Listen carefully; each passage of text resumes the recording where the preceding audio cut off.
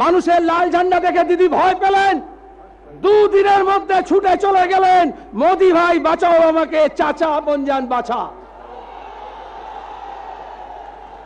Cheat ফান্ডের নাম করে টাকা চুরি করেছে তৃণমূল, লুট করেছে তৃণমূলের নেতারা, গন্ডা গন্ডা এমপি, এমএলএ, মন্ত্রী, মুখ্যমন্ত্রী, তৃণমূলের টাকা, গরিব মানুষের টাকা।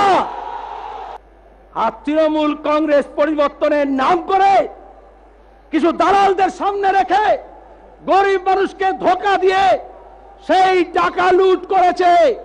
আমরা তদন্ত চেয়েছিলাম, সুপ্রিম কোর্ট থেকে তদন্ত লড়ে নিয়ে আসা হয়েছিল। আর এখন মমতা ব্যানার্জি দিদি ভাই গিয়ে মোদি ভাইয়ের কাছে রক্ষা কবচ চাইছেন। ভোটের সময় মোদি ভাই এখানে এসে বলেননি हाथ में 2 ठो लड्डू रहेगा, एक ठो दीदी खाएगी और एक ठो दादा खाएगा। लड्डू खाচ্ছেন, মোদি ভাই বললেন ও দিদি আপনার ছবির টাকা কে দিয়েছিল? আর এখন যখন প্রধানমন্ত্রী হয়েছেন, সিবিআই যখন নোটিশ দিয়েছে 3-4 বছরের তৃণমূলের টাকার আমদানি কোথা থেকে হলো, দেশ বিদেশের কোথা থেকে টাকা এলো, চিট ফান্ডের টাকা, কালো টাকা, লুটের টাকা, তার হিসেব দাও।